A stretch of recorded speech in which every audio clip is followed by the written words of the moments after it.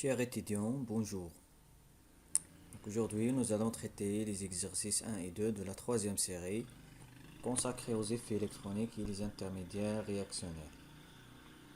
On va commencer par l'exercice numéro 1. La première question, expliquer si le 1,1-dichloropropane, l'effet inductif, et donner ses caractéristiques.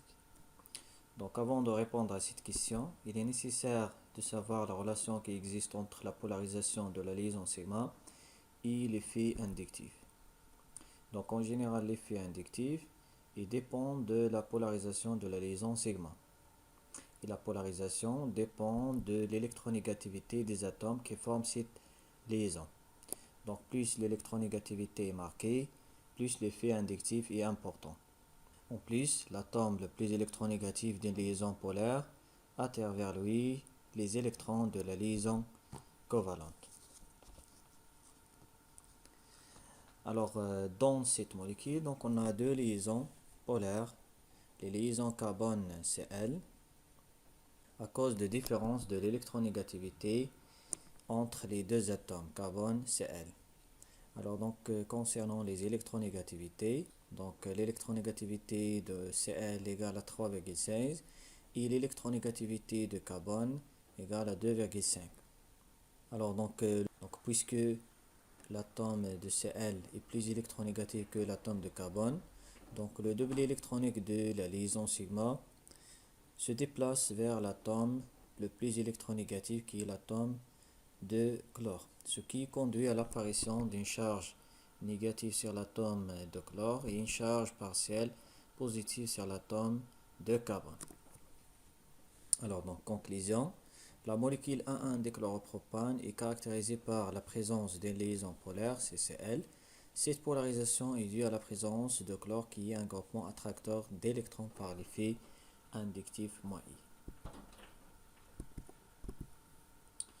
On passe à la deuxième question, B.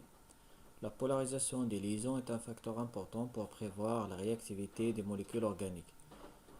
La question, déterminer qualitativement les charges partielles delta- et delta+ des atomes dans les composés suivants.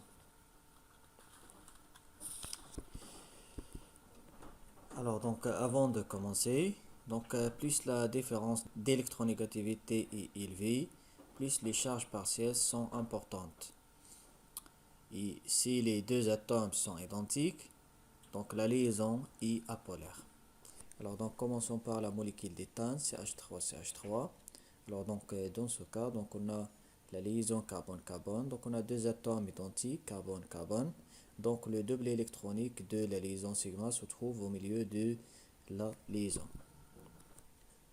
Concernant la deuxième molécule, chlorométhane. Ici, j'ai deux atomes différents. L'atome de carbone et l'atome de chlore. Cl plus électronégatif que le carbone. L'atome de Cl va attirer les électrons de cette liaison vers lui. Et l'apparition d'une charge partielle négative sur l'atome de chlore et une charge positive delta+ sur l'atome de carbone.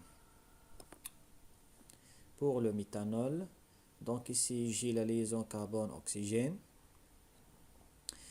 Cette liaison est polaire. Pourquoi? L'oxygène est plus électronégatif que le carbone. L'oxygène va attirer le doublet électronique de la liaison vers lui et l'apparition d'une charge partielle négative sur l'oxygène et une charge partielle positive sur le carbone. Maintenant pour CH3 Li, le lithium est moins électronégatif que le carbone. Le carbone va attirer les électrons de cette liaison et l'apparition d'une charge positive sur l'atome de lithium et une charge négative sur l'atome de carbone. En ce qui concerne la molécule suivante, CH3MgBr, la liaison carbone-Mg. Mg est moins électronégatif que le carbone. Le carbone va attirer les électrons de la liaison vers lui et l'apparition d'une charge partielle positive sur MgBr et une charge négative delta- sur l'atome de carbone. Concernant la molécule de l'éthylène, ici j'ai deux atomes identiques, carbone-carbone.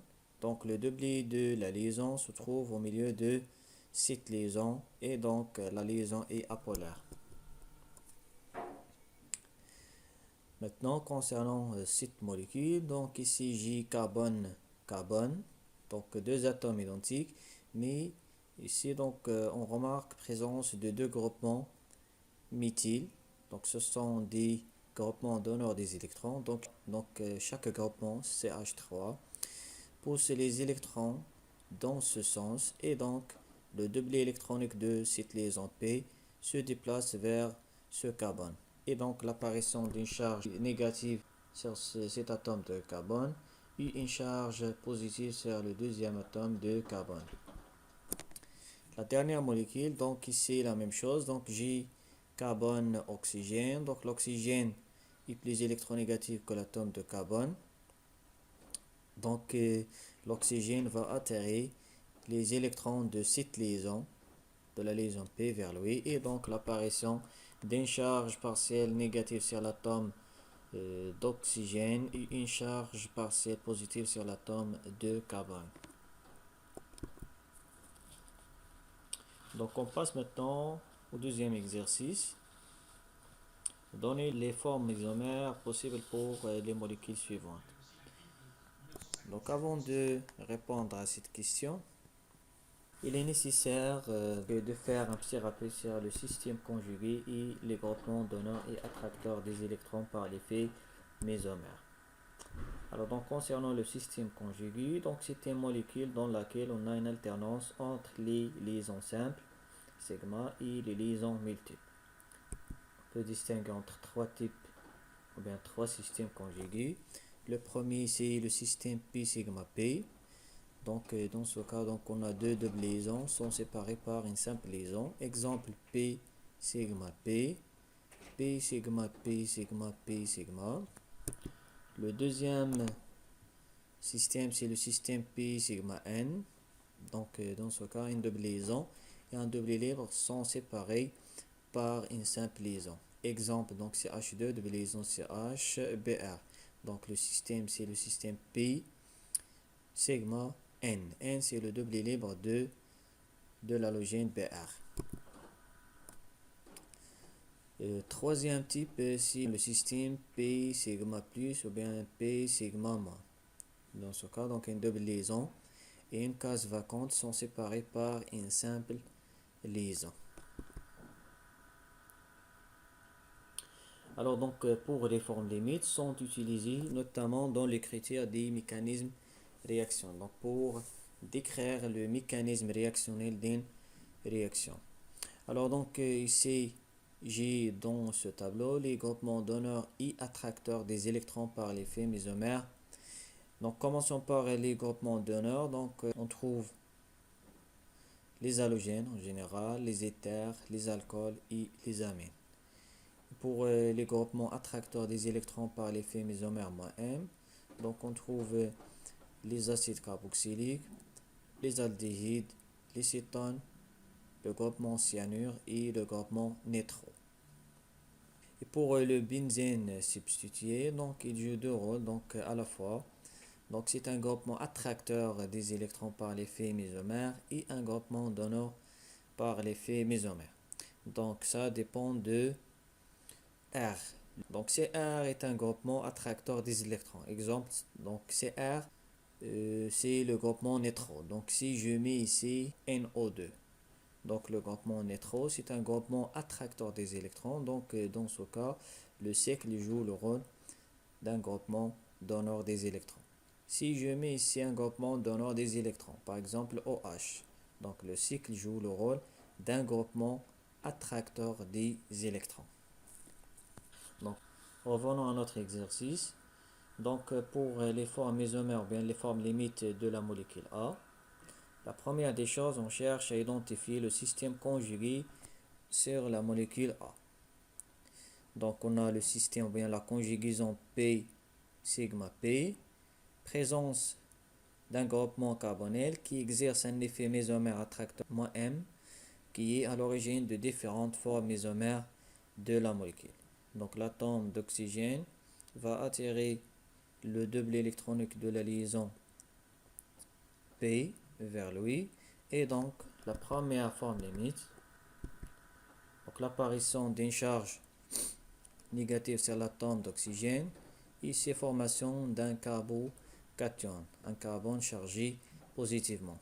Deuxième forme limite, donc le déplacement de doublet électronique de la liaison P vers cette liaison sigma. Et donc on aura la deuxième forme limite, donc toujours l'oxygène porte une charge négative et ce carbone, le deuxième carbocation, formation de deuxième carbocation qui est ce carbone chargé positivement. La deuxième molécule, donc la molécule B, la même chose, donc on cherche à identifier le système conjugué ou bien la conjugaison dans cette molécule. Donc la conjugaison qu'on a, donc c'est N sigma P sigma P sigma P. Présence aussi donc toujours de groupement carbonyl dans l'aldéhyde. Ce groupement exerce un effet mésomère attracteur -M, qui est à l'origine de différentes formes mésomères de cette molécule. Alors donc l'oxygène va attirer le doublet électronique de la liaison P vers lui et donc l'apparition d'une charge négative sur l'atome d'oxygène et ici donc on aura une charge positive sur ce carbone. Donc la première forme limite. Puis donc on a le déplacement de doublet électronique de la liaison P vers cette liaison sigma. Et donc la deuxième forme mésomère ou bien la deuxième forme limite. Puis donc on aura le déplacement de doublet électronique de cette liaison P vers cette liaison sigma, l'apparition d'une charge positive sur ce carbone, donc troisième forme mésomère, et finalement donc participation de doublet libre de Br, donc le déplacement de ce doublet libre vers cette liaison sigma et on aura la quatrième forme mésomère. Donc il est important de vous rappeler qu'il faut toujours respecter la neutralité de la molécule. Donc pour une molécule de départ qui est neutre, toutes les formes mésomères doivent être globalement neutres. Donc on passe à la troisième molécule, donc C. Donc le système conjugué c'est le système N sigma P. Donc ici présence d'énamènes tertiaires. Donc en général les amènes sont des groupements donneurs des électrons par l'effet mésomère. Et donc le déplacement de ce doublet électronique vers cette liaison sigma et le déplacement des électrons de la liaison P vers ce carbone. Donc formation d'un carbanion.